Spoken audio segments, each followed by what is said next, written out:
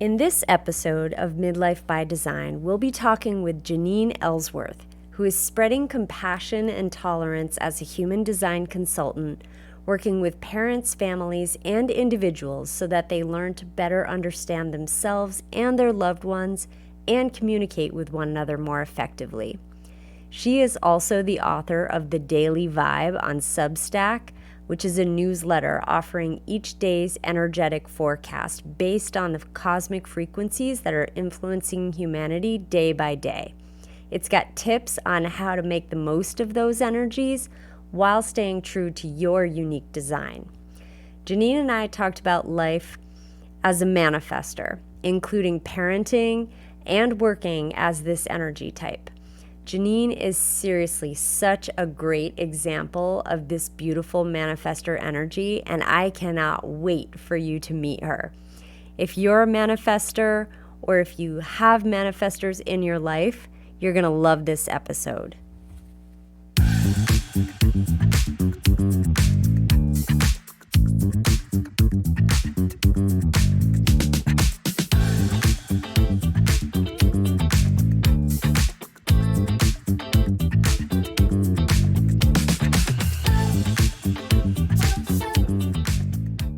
Welcome back to Midlife by Design. Today we have Janeen Ellsworth with us and talking about the living life as a manifestor. I'm just going to first have Janeen introduce and tell you a little bit about herself, and then we will jump into some questions. So Janeen, welcome. Thank you so much, Lori. It's awesome to be here. This is I know that's been a long time in the making, so I'm so just totally jazzed to be here. So thanks. Yes, I'm so excited. Janeen and I met through actually Katie Irvine's HD school, and we have stayed in touch over the last few years and built a wonderful friendship. And she is one of the most badass manifestors I know. So when I decided to do a series and look at different people living this manifestor life, I definitely, of course, had Janeen at the top of my list. So, Janeen, tell us a little bit about yourself.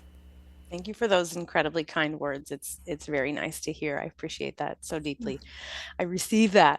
I am a midlife mama, so I think I'm in the right place. I am also, like you said, a manifestor. I'm a 1-3 emotional, and I do human design readings and consulting. And I primarily am working with individuals on their personal development journey, but I also do a fair bit of family and parenting reading so that I can help parents better understand how their kiddos are hardwired, because a lot of times we're wired totally differently. So we need to approach them from a different way than what we are most naturally inclined to do and think and be.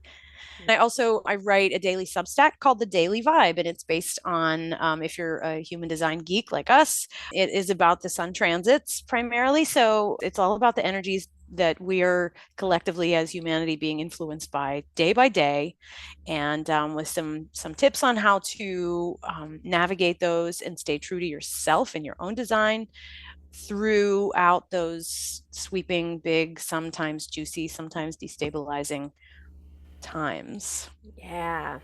And it is so good and so informative and helpful and supportive. I love reading them each day when they land in my email inbox. All right, let's talk a little bit about being a manifester. First of all, I'm curious, how does the manifestor type resonate for you? And then how has it actually played out in your life? And do you feel like now that you're coming into midlife that you maybe own, the pieces of being a manifestor a little bit more than you used to? Or I'm curious about your journey and kind of understanding the way that manifestors function and how it's played out. Yeah, you bet. Great question. And you better believe I've thought a boatload about this. Am I allowed to swear on your show, Lori? Yeah, go So for I it. almost said a shit ton, which is really what. Okay, so when I first I stumbled into human design. I won't say I discovered my human design in 2020, and it was like a Thanksgiving weekend or something. And I had been hearing about it, as it happens for all of us. It was swirling about me, and I would sort of look it up. I would click on something where someone would mention it, and I would see that body graph, and I'd be like, "Oh, this looks like science or math. Oh, I don't want anything to do with this. It's too complicated. I don't understand all this language." And so I really just turned away from it for a long time. And then I was enrolled in a workshop that did a lot of focus on deconditioning. And well, I don't think they called it that even. It was shadow work and inner child work.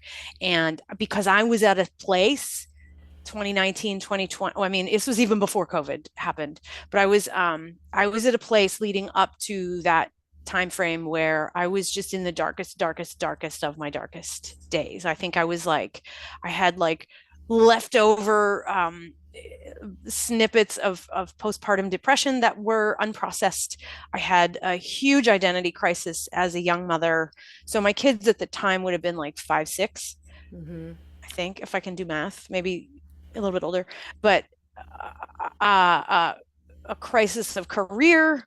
Um, just all the things were just coming together for a grand swirling disaster. And I felt like, who the fuck am I remember I would do this. I signed up for this program, and there were all these different cool workshops you could do, and there were self-guided meditations and journal prompts and stuff. And I would get up early because I'm an early bird.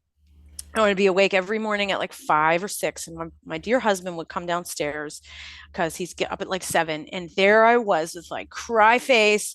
I had been bawling my fucking eyes out. I was journaling, and everything's terrible. And I'm peeling, this like this work that I was doing, the like spiritual awakening kind of moment, which I didn't know I was in, Mm. was helping me to bring to the surface all the shit, right? All the times that you were wronged, all the victimization and all the times that I learned to keep myself small and da da da da. And so, but it left me there. There was no like, at the very end of all these recordings, and this is just how I experienced it, but it was all just like, okay, good, and now just fix that, and so good luck, we'll see you on the next call. And so I was like, every morning I just had all of my innards pulled out of me and no way to patch them back up. Mm. And so at one point, and I do credit this program to some people, started talking about human design, and so I was like, okay, I'm gonna listen to that. And in that, I heard the description of the 5 types. Mm. And of course, I listened to it 3 times back to back. It's a 90-minute recording. I was like, okay, run that by me again. And I looked up my own chart in the midst of this. And lo and behold, it said Manifestor. And I was like, okay, listen to the thing again. Excuse me. Like what I was hearing about manifestors had me in my mind thinking someone like Michael Jordan or Steve Jobs or like the biggest fucking badasses that you can imagine. And I was like, oh, no, no, no, no, no, no, no, no, no. This person is small. We are frail. We are a like capital L loser, broke, depressed, like all the I was like, there's just absolutely no fucking way. And so it felt like, that sound in the Law and Order show that's like, like that's how it hit me, because despite the fact that I was pushing that away and like, there's no way, I knew that it was calling me out. Mm. I'm getting teary, Lori. Yeah. Jesus, we emotional people. Right. Yeah, like it called me out and Mhm. like challenged me to say, God, you have not been living up to your potential. Holy crap. This is what you have at your fingertips. And you've been over here pissing around on the couch, crying in your journal every day. So that began for me the transformation of like, oh my God, I need to know everything and give it to me now, because we're this gone are the days of all the shame and all the wounding and the victimization, because I've like, shame on me. I've wasted now 40 plus years of my life in that state of being shy and hiding myself. Mm. So it's been a long journey of unbuckling all of those, whatever you call it, buckles, the Yeah. belt, the straps around me, and I'm still there. I mean, so yeah, that's 4 years ago. So I'm deep in the thick of my experiment Yeah. Well, you're still. still there, but it seems like at least what I'm getting is this huge permission slip, right? Which a lot of us find in human design. And this like you said, I felt called out on your shit and also I maybe like supported in some way of like Mm-hmm. you can do this, Mm-hmm. you are Mm-hmm. literally designed for Mm-hmm. this, Mm-hmm. which is it's like the flip side of the coin, feeling both simultaneously called out as well as empowered, which is for a manifester, I think uh, it's it's a seems to me like a common experience. A lot of manifestors I talk to, being that you're such a small part of the population, 9 to 10% of you, I think a lot of people, when they find out that they're manifestors, first of all, there's the unraveling of the manifestor type and the manifestation, spiritual talk. Just sort of Right. separating those and understanding that manifestors are a human design type. And then the piece about you're here to initiate, you are the fire starters, you are, here to light shit up. And I think that the idea of this aura that's so strong and really meant only for certain people. I think sometimes manifestors, when they learn that they are this type, they can feel a little put off by that, or they don't necessarily resonate with it. But I'm curious about your experience. When you first found out those components of it, how did they resonate with you, and how have they continued to play out? Mm. Um, the initiating.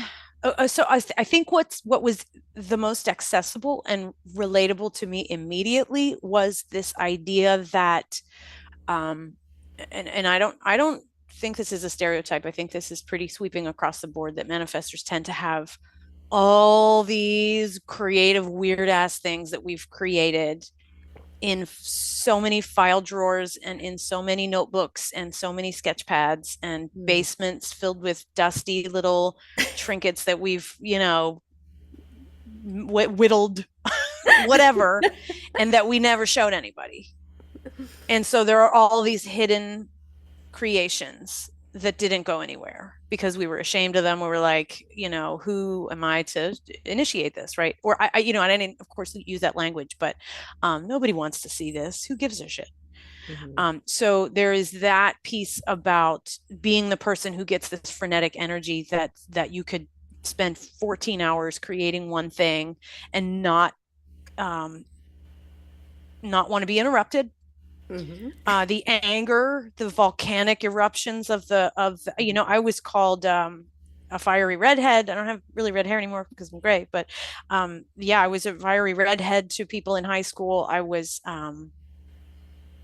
uh, typical Irish, oh, don't give her whiskey. Um, that I was known for. So the creative piece, the anger was real at my fingertips. That was really there. Um, and the aura, the repelling aura was like, no shit, Sherlock. Like, oh, that's why nobody wants to come near me. Yeah, that to learn that there is just a repellent quality to, I don't even have to say anything or do anything, and I can try to be as nice and sweet as I possibly can, but that people will take a step back. That hit me hard. And like you were saying before, it wasn't so much about I just spaced out. What the hell did you say? You said something profound before. I About it did. being Oh. permission. It was permission, and it was more of a clarity and a like, there's freedom and relief and space in that discovery, because it doesn't mean I'm a bitch. Right. as many times as people have said, oh, your eyebrows make you look mean, or like, Oh my God. and I really kind of spent a lot of time trying to be nicer and to be sweet and to be Mm. palatable. And again, there's holy regret. I wasted so much time because I didn't step into that badassery that you so kindly complimented me with. I'll take it, because it maybe as a kid that wasn't okay, right? That's smart mouth, you little smart aleck, and here's the soap in the mouth kind of thing. Right. So I feel like when I look back at the times that I was initiating or letting my motorized throat do the talking for me, that was oftentimes muzzled. Mm. And so, that's it. It's fine. It's fine. My parents did the best they could with me. I was the youngest of four girls, and all three of my older sisters are generators or generator types. They are dazzling and gorgeous, and they all have a talent that is unique to them. There's the writer and the painter and the singer, and then Janeen. And it was always like, oh, you're really good at sports. Oh, you can, so like I just was trying from the day one to make my own way, and it just never, like, just do as we do over here, Janine. Just follow along, be the little sister, Mm. accommodate, fit in, follow the lead, and stop trying to do everything yourself, and create a game. I remember when I was really little, um I invented a game. I think I was 3, and I called Clown Clown, and I wanted everybody in the family to dress up as clowns and run around in a circle because I thought that would be really, really fun. And boy, did everybody laugh at that because that was stupid. It's like those little moments that you remember Mm. really being inspired and sharing something that meant something to you, and then being laughed at, or just being like, oh, that's cute, patted on the head, go away. you know Mm-hmm. Mm.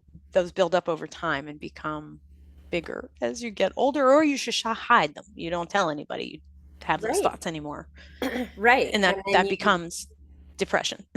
right. Just And you have that basement full of relics, right, right. that are getting dusty and Yeah. nobody ever sees them or whatever. There's like, Um, it's laptops full of writings because I write. yes. Oh, okay. This is actually a perfect segue because I also wanted to talk about parenting. Mm. And right, so you talked about your experience growing up, and so I'm curious, how are you taking your knowledge of human design and applying it with your kiddos, and how are you helping other people with it?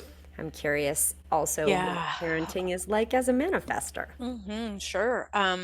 I think it has helped me and my husband to understand. He's a manifesting generator, Mm. which is completely on brand. He is like so in alignment, and he doesn't even need to know any of this. He's a good dude.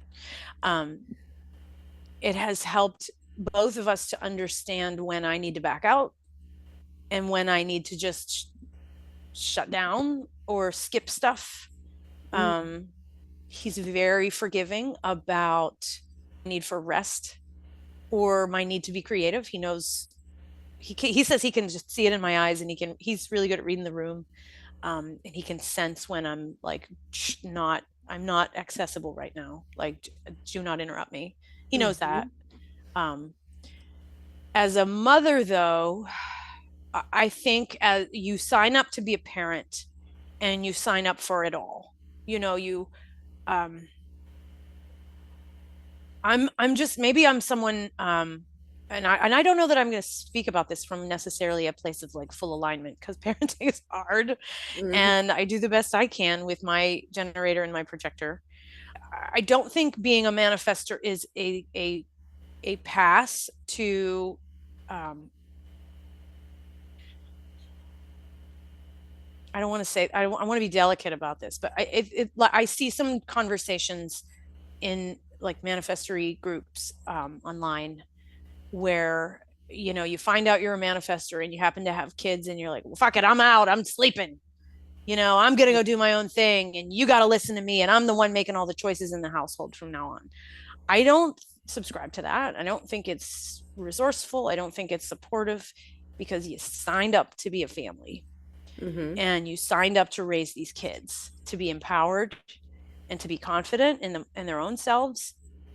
um, I'm trying to instill in my kids a tolerance and an understanding for the differences that everybody carries. I praise them over the top for the things that I know when they are expressing themselves in their most greatest authenticity. And I try to, when I see them dipping into sort of shadow self and not self, um, I don't criticize, but I offer a little bit of guidance, like, hey, if that thing is hard for you, it's okay to be afraid, right? Like my splenic projector, like, I know that you're probably afraid right now, um, and that's totally cool.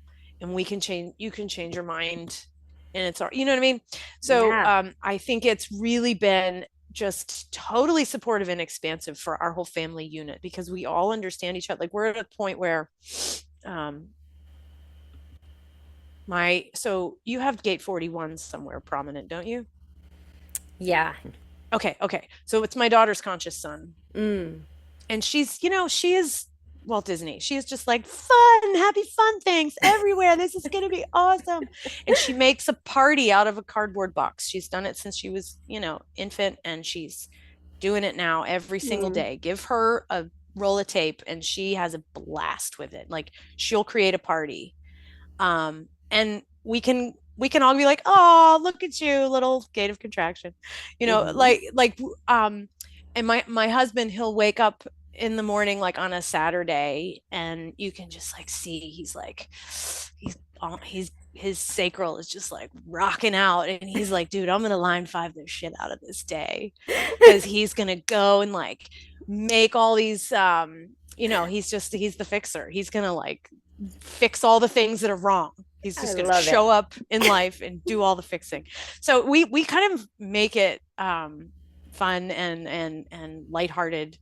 But it's also been empowering for me to be able to tell them, like, guys, I cannot force myself to do this social event, or whatever it is, that they've been very forgiving of me when I need to rest and I'm just Yeah. completely depleted. Yeah. Mm-hmm. Does your projector have motors? No, you said splenic. He's splenic and he's root. Root. Okay. Yeah. Mm-hmm. Mm-hmm. Okay. So, yeah, just curious about the amount of like go get 'em energy that is in your household and how much you have to balance that as a non-sacral. I think I'm so grateful that you mentioned that being a manifestor or a non-sacral is not a pass out of parenting or out of those things because you did elect. But you had something to say. What were you going to say? Thank you. You're very attuned. I was going to say, right now, my husband, the MG, and my daughter, the G, are off on a backpacking trip, and they have been gone since last Friday, and they won't be back until this Friday. So my little non-sacral and I have had all these days together to just, Oh. oh my God, Lori, it's amazing. I mean, and like from a human design geek point of view, it is absolutely fascinating, because we are not triggering each other to and I mean trigger in like not a negative way. I mean, we're not there's an absence of pressure to be productive, Mm. which is palatable. It is Wow. squishy and soft, and just there's no it feels like I'm on vacation. We're I've been saying, like, we're jealous because our friends of ours invited our father-daughter on this trip, because they're a father-daughter team, so they're all doing this together. It's amazing. They summited Half Dome at Yosemite yesterday. Oh my gosh. They did. They Yay. did. They Oh my did. gosh. So we're totally jealous and feeling a little bit left out. So I'm trying to make it a little bit of a fun staycation for us. Yeah. But the way that we've been able to just like, you want to watch a show? Yeah, just watch a show. Like, let's just make popcorn for dinner. Fuck it. Like, let's not make a big to do. Oh. It's so interesting because I've not had this opportunity before since I've been a human design person. So Yeah. that it's just fascinating. No shade on my generator loving family members. That it's just I noticed that presence of like, okay, what do I need to do next? What do I need to do? Mhm. What needs to be done? How can I be productive in this moment? And so it's that's been really cool. So thank you for I Yeah. wanted to make sure I said that to you today on this call at some point because it Oh was my just so gosh. interesting. So good. It's Hmm. such a great example of, like vacation types, like Yeah. and what you need, what really fills your cup, right? Yeah. Yeah. What makes you feel ready to take on the next day Hmm. Hmm. and this time with your kiddo. Oh, that's so good. I'm Did so I answer your question about when I was teaching? I don't think I did. I'll ask, I'll add yeah, it. Is that yeah, okay? I let's don't want talk to about take it. you Yeah, off yeah. track. And Please. No. I took my bifocals off, so everything's blurry because they were just bothering me. Yeah, Um, let's do it. um, as a teacher, Yeah.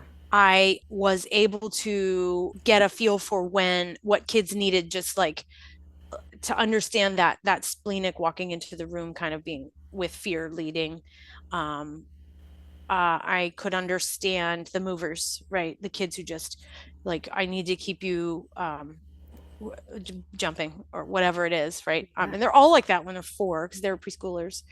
But the most profound, and I will say, I took the liberty of like ballparking their birth times because and um using this information as just a completely supportive tool, but um the conscious sun, or I'm sorry, the earth energies in their chart Yeah. allowed me to understand what these kids who were acting out were not getting, because that would be grounding for them. Clearly, something is making them go unhinged and lose their mind and punch and kick and bite, or say really not okay things in the classroom, or behave in ways that we had, were not within the boundaries. And so, no matter how many little timeouts or redirections or missed recesses, I hated using that, but all the classic things that as a teacher that you employ to gain management and to keep everybody in line were not working. And so Mm-hmm. that's when I broke down and I was like, I gotta pull a chart. I gotta do this. And I hope that's, cool. And so thankfully it was, and I was able to provide a particular child who was having a really, really hard, aggressive time um, with what he was missing. Well, with his grounding energy, which was gate 19, the gate of wanting. And this kid needed to know he belonged. Mm. So I clobbered that kid with belonging. I was like, you are a really, really valuable part of this class. We need you here, because there was like this I'm gonna not join, I'm gonna dawdle over here and not join the group activity, or I'm gonna not pay attention to the story or whatever. And it was like, he feels like he doesn't belong here. He Yeah. needs to know he is wanted. Yeah. And so I hit that hard, and I could cry thinking about it because we bonded so deeply, Mm. and he trusted no one else in the building. Wow. It was so powerful. And like, I was like hoping that his parents would call me to babysit the summer. Like, Ooh. he's just my boy, like we just really Yeah. hit. So I was Oh, really glad to that be is able to do incredible. that. And I think that's extremely powerful. And that's where I'm just like, oh, right into my plug. I'm building this system of grounded, of my program called Grounded. And Yeah, so tell us about that. Okay, so I'm working on getting all the documentation that a parent might want to access about what does your child need in order to stay grounded, to get and stay grounded now, through whether they are starting a new class. So, like for the kids that I was teaching toward the end of the year, they started getting bananas because there's a lot of talk about moving on to kindergarten, and Mm-hmm. that's a big transition. So these kids were regressing, that potty training issues were coming back and all of that. So those kinds of transitions, or say there's a new baby in the home, they get off unhinged, divorce, moving, any kind of transition you can think of where there's difficulty, challenge, upheaval, and the kid is, we expect that, we always say kids are so, um, what's the word? They're so Resilient. resilient. Oh, Yeah. kids are, they'll be fine. Mm-hmm. But you know what? Some of them take these changes harder than we realize. And Mm-hmm. yeah, they are resilient, but they might be sweeping some stuff under the rug. Right. And it's hiding right in plain sight from mom and dad, who are also probably stressed out. Mm-hmm. My goal is to then use what I have been doing so far with parents who've opted into, like my like first spin of this, is using their type, Mm-hmm. strategy and authority, their profile, and their earth gates, and a few other, oh yeah, some of the centers in Yeah. particular, root definitely, and some other elements of the chart to customized in a customized way, use those elements to provide tips and tools for keeping your child grounded. Like, what does a manifestor need? Yeah. Manifestor needs the tools and ability and space and time to be creative. What Mm-hmm. does a generator need? A generator needs lots and lots of movement, and they need to be able to respond to stuff. Stop asking them open-ended questions. Mm-hmm. What does a sacral authority need? They need to be able to make a decision based on their body in the moment. But what does an emotional authority need? They need time. Don't expect Mm-hmm. them to answer a question or feel a certain way and be consistent about it day after day. Yeah. So trying to build that spaciousness and understanding and compassion around, like, oh, I can give this to my kid. Like, it's simple, it's stupid simple. It's just a mindset shift, it's a perspective shift, and it's just hopefully laid out for folks. And so I'm feeding it into the back end of our chart Yeah. generator, right? So that's hopefully someday soon. It's a lot of material to cover, but I want parents to be able to go to my website, plug in their kids' birth details, and then what gets spit out is boom, boom, boom, boom. If they're this, so do this, do this, Yeah. so It's like we a don't have to even transition. cover, yeah, we don't have to cover like so much of the spiritual development bits, and it doesn't have to get woo or talk about, some of the language that gets us Right. tripped up in human design. So Yeah. really practical, actionable steps. Love it. And so it's essentially like a transition toolbox or, Yeah. something that it stays, that's very practical, tips and tricks to, and when you say grounded, it's like making your way through stressful situations without completely falling apart, Right, right? Like stay stable, how to support stabilized. yourself. Yeah. Yeah, yeah. Hmm. Hmm. Okay. And as you are developing this, if people wanted to reach out to you to get it like right now, could Hmm. they just like book something with you and then, talk through their kid's chart? Yeah, absolutely. Right now, there's a sign up form for that program, Grounded, right on the front of my website, I think. Yeah. Okay, perfect. Or under the Work With Me tab. Okay. Um, yeah. Awesome. Awesome. Yeah. I Thanks. wanted to ask you one more question if you've got time. Yep. Okay, okay. Which is in midlife, a lot of women are oftentimes going through some sort of shift in career as well. You mentioned like a bunch of different transitions, and so I knowing you for a bit and a bit of your background, I know that you've taken varied approaches to the different types of work that you do. And so, as a manifester, how do you think knowing your design has helped you to hone in on what works for you when it comes to work or career? And how has also coming into midlife kind of affected how you look at the work that you do? Mm. Oh, this is a heavy one. I think right off the bat, I I would like to be able to say with confidence that I will never be anyone's employee ever again. Hmm. As Um, a manifester, that seems like a nice, it would be a great thing, right? it would be great. And I I mean, the biggest contrast, I guess, of using my energy the incorrect way, or the way that I thought I was doing the right thing, the responsible thing, and the successful thing. but which was totally wrong for me and it's laughable now, was that I was a court stenographer for 10 years. Mm. Um, uh, and then a few more years of doing real-time captioning for hard of hearing college students before that. Um, and talk about muzzling yourself. Mm. I was not allowed to speak unless it was to say, pardon me, counsel, could you please read that? Could you please repeat what you just said? So I had to be a fly on the wall and listen, and very, very intently, which it does showcase some of the aspects of my chart. I'm like, oh, I can see where I did that, Mm-hmm. why I was good at that. But Can you I, speak to those? Like what was coming to mind when you just made that comment? yeah, yeah. The 62, gate 62, which is details. Mm-hmm. 52, which is, in my undefined sacral, but well, no, 52 is root. But But yeah, so that, even though, stillness. yeah, being able to just sit and focus.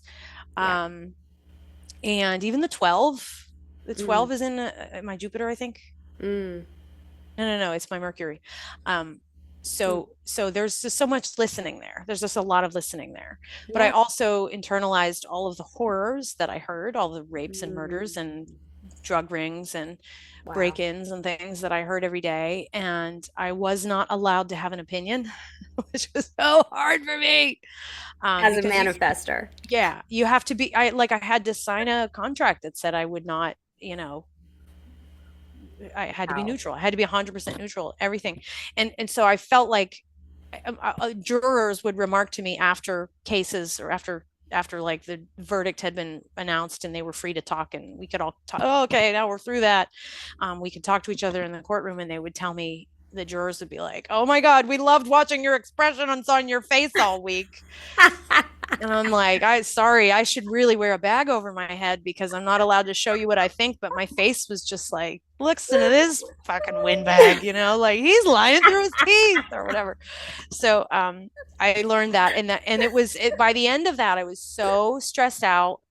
I worked there until 2015, and in 2009, I landed in the epilepsy ward of the hospital here, one of the hospitals here in Pittsburgh, Holy to smokes. be evaluated for epilepsy because I was having seizures. But it ultimately was determined that they were due to stress. Wow. And I think back on those days now, and I think, holy shit, like I really did a hell of a job putting myself in a position where I would not piss anyone off by shooting Mm. off my mouth accidentally the way that I did from birth till until I did this. So Yeah. that when I broke free of that and was able to get out of that very stable career. I mean, I was a Teamster. I had the best benefits ever as a county government employee. I floated our family for a while. Mhm. Um, it was terrifying to leave that, and it was very unstabilizing. However, it was also leading up to that time when I was like bursting free and having all of this spiritual awakening stuff, and it got really, Yeah. really dark. But I got back to my roots of freelance writing during that time, and that was very, very helpful. And I got to dance around and explore what it was like to work for myself and to use my other gifts in a totally different way. But I do have to say, sometimes my husband's a business owner as well. And so we talk about this stuff a lot with each other about entrepreneurship and, all the things.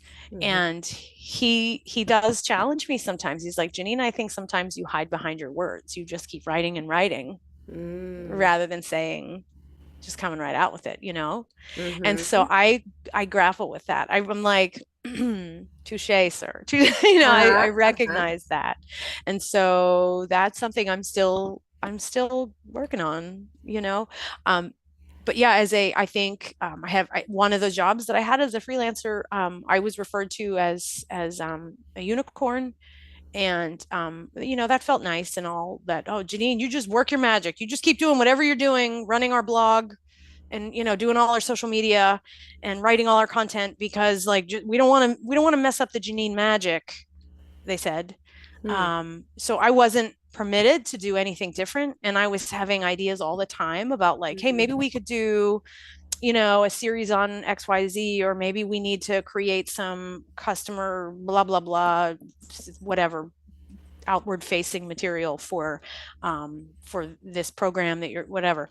And I would get shot down, and then lo and behold, a week or a month or whatever later, the person above me would say, hey, this great idea, we're going to start doing this thing now. How about that?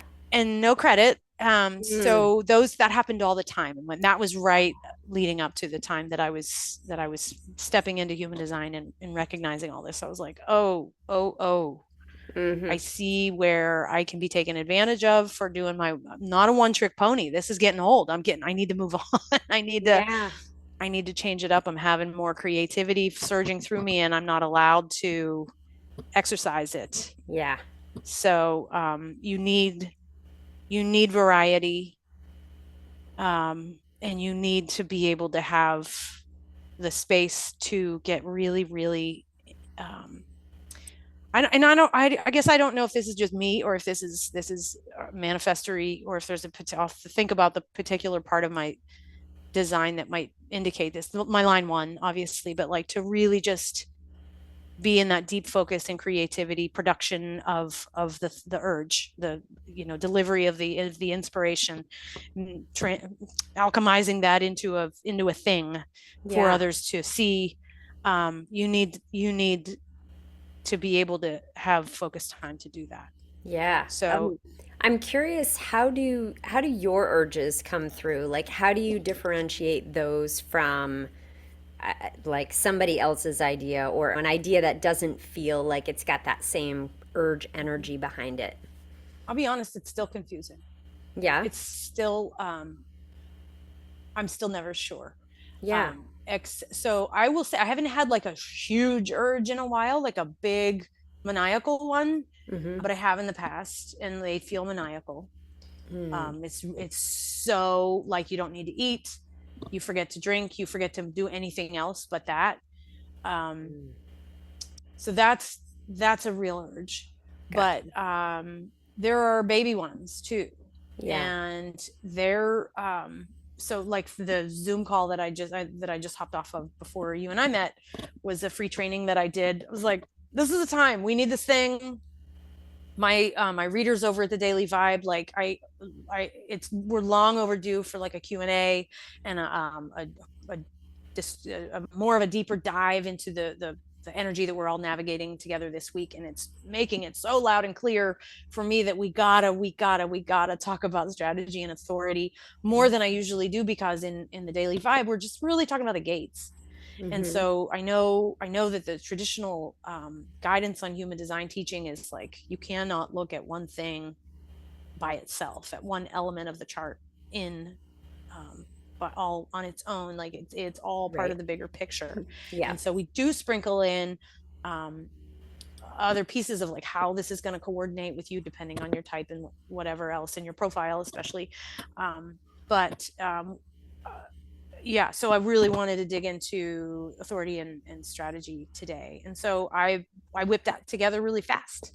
Yeah. And it's a matter of trusting yourself, which is so hard to do, because there's always that voice in the back of your head saying, who gives a shit about this? Nobody wants to see what you made.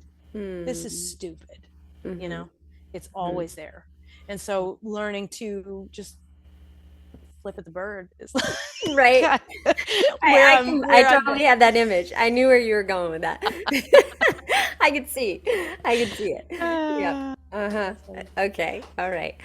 Well, tell us a little bit about, so you mentioned Grounded and the Daily Vibe is going. If you want to talk a little bit more about that, like tell us what you got going on and how our listeners can connect with you and work with you. Awesome. Yeah. Well, so every single day we unpack the vibration in the sky that's coming to us by way of the sun shimmering down upon us with neutrinos and stardust and all the other good stuff. And so we get to really explore line by line each gate and how that may or may not be affecting you or the other people in your life.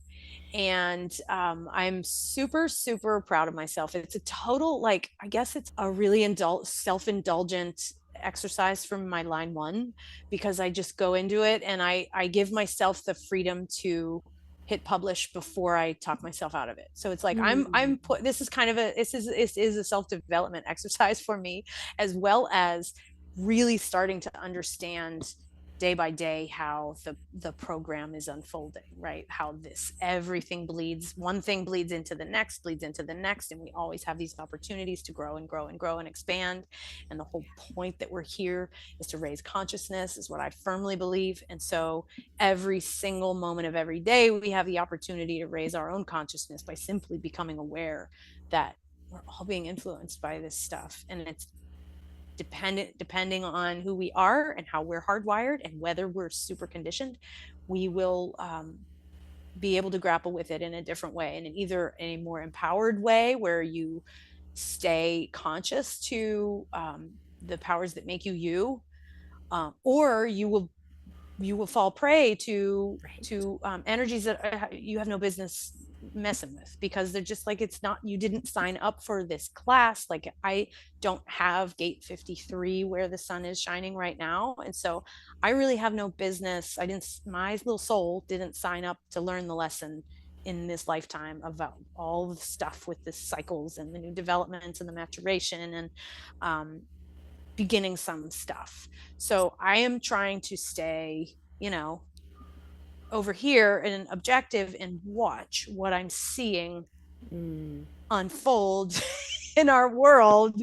And there's a Mhm. lot of new cycles and a lot of people spinning off and jumping Yeah. into some things that may or may not be, resourceful for them. But anyway, so yeah, I publish that every single morning on Substack, and it is a free subscription at the moment, but I am reaching a level where I'm almost 225 days in a row in. It's going to a paid subscription model, and we're going to go add some features that if you're a paid subscriber, and yeah, it's the Daily Vibe Insiders. You'll get access to moi. I think probably twice a month I'll do Q&As. We'll do a deeper dive or answer questions or workshop the issues that are coming up in your life based on that transit and like the things that are difficult to navigate, and we'll work through what the empowered way or the not so empowered way, which I refer to as high and low vibe. And I know that's, some people frown upon that because it sounds Mm. disempowering, but it's like, yo, this is a map to tell you don't be a dick. Like, here's how you're being a dick or not. I'll dare to say that. So I love it. Yep. yeah, so I'm a little irreverent, and I dig up some really good quotes to showcase, like, to summarize like the day's energy, which are fun. That's a fun exercise. So Mm. I'm loving it. I'm loving it, and it provides me the variety and the artistic outlet and the discipline that I need to Yeah.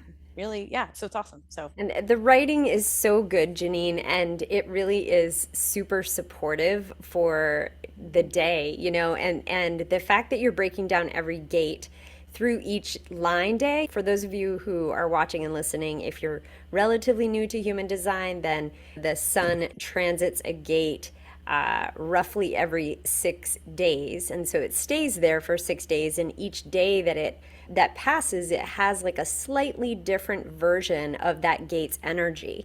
And Janine really dives into the details of that, and then also helps you to understand what can you do with it, how can you apply it. And for some of us, you may not have that gate defined in your chart, and so it's like she said, you're just watching. It's really being in the role of the observer, versus if it's in your chart, then you feel it already and you operate with it as part of your design. And so then you get to really dive into the intricate details of it and really understand how it can work within you as well. So good. And the subscription is $8. That's insane. Like, I can't even literally buy a gallon of milk for $8 here. So I am happy to throw $8 that way to get an email in my inbox every day. So highly suggest for you to check that out. I'll leave the link in the show notes, and then a link to the Grounded program in the show notes and your website.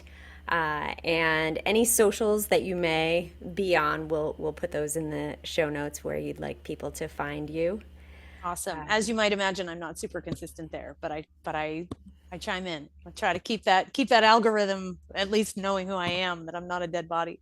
Yeah, and like consistency, you have found, I think it feels like your place for consistency, and that's with your writing, right? I mean, and That's right. That's yeah, right. yeah, absolutely. So, all right. Well, Janine, thank you so much for chatting today and for sharing your manifestor genius. It was so wonderful. I so appreciate you being here. Lori, this is so fun. Thank you so much for asking me questions, because I know I don't get that many opportunities to respond to things. Everybody's just like, don't ask Janine. Right. So thank you. I'm really, really, I'm always honored to be in your presence. You are a guiding light and just a joy, a Mm. sparkle and a joy. And thank you for bringing your lightness to me, because I really value you and your friendship and Yay, your thank work. you. Thank you for All right. for for being a voice also for we midlife mamas, because that we are seem to be forgotten about at We're every in turn. it. We are in In it. it. Yeah. Yeah. And, hopefully this pod will help us all make our way through it feeling a little bit more supported and well informed and well resourced. So, Connected. So thank you yeah. for connecting me. Yeah. I appreciate it. Love that. All right. Thank you. Thank you so much for tuning in to this episode of Midlife by Design. I would love to hear from you. If you have a question about human design or a struggle with midlife that you would love for me to cover on this podcast, please send me a message on Instagram at Lori Lisai, which is LORILISAI. And if you loved this podcast, I would so appreciate it if you left a rating and review on Apple Podcasts, because this helps the show get in front of new listeners. And it is really my message to reach and support as many midlife mamas as possible. Please remember, as I sign off, may you always have the strength to let your baggage go, the determination to remember the light within you, and the courage to be who you came here to be.